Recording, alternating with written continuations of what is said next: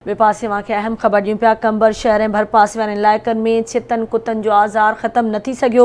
कंबर शहर में अॼोके ॾींहुं अंदरि 4 ॿारनि समेत 10 ॼणनि खे कुतनि ॾाढ़े विधो, जिन खे अस्पताल मुंतक़िल कयो वियो। अहम ख़बर आहे तव्हांखे ॾियूं पिया। कंबर शहर ऐं भरपासनि वारनि इलाइक़नि में छितनि कुतनि जो आज़ार ख़त्म न थी सघियो आहे। कुतनि 4 ॾींहंनि अंदरि 10 ॼणनि खे ॾाढ़े ऐं ज़ख़्मी करे विधो आहे।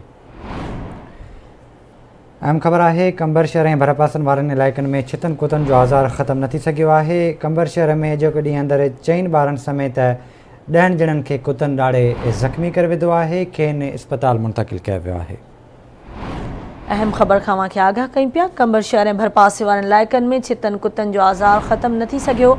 कंबर शहर में अॼोके ॾींहुं अंदरि 4 ॿारनि समेत 10 ॼणनि खे कुतनि ॾाढ़े विधो, जिन खे अस्पताल मुंतक़िल कयो वियो। तफ़सील वठंदासीं कंबर मां हाकिम ख़ासि के लिखां। हाकिम आगाह कजो।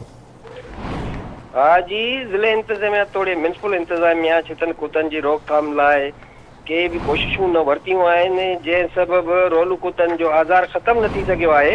अॼोके ॾींहं ते 4 ॿारनि समेत 10 ॼणनि खे 8 सालनि जी आहे ज़ैनब, 4 सालनि जो काशिफ़ आहे, 3 सालनि जो इमान ज़ादिया, 10 सालनि जो अली रज़ा ऐं 17 सालनि जो यासीन ऐं 33 सालनि जो आहे मोहम्मद इसाक़। ॿियनि खे जेको आहे त छितनि कुतनि जेको आहे ॾाढे सख़्तु ज़ख़्मी करे छॾियो आहे, जिन खे DHQ अस्पताल कंबर मां जेके आहे उहा वैक्सीन कराए उन्हनि खे घर मोकिलियो आहे। ऐं ही छितनि कुतनि जो आज़ार जेको आहे हिन वक़्त ताईं ख़त्म न थी सघियो आहे, जंहिं करे हर रोज़ जे बुनियादनि ते जेके आहिनि त कुतनि जा केस जेके आहिनि त उहे रिपोर्ट थी विया आहिनि। जी ठीकु आहे, मुंहिंजी महिरबानी हाकिम तफ़सील खां आगाह करण जे लाइ।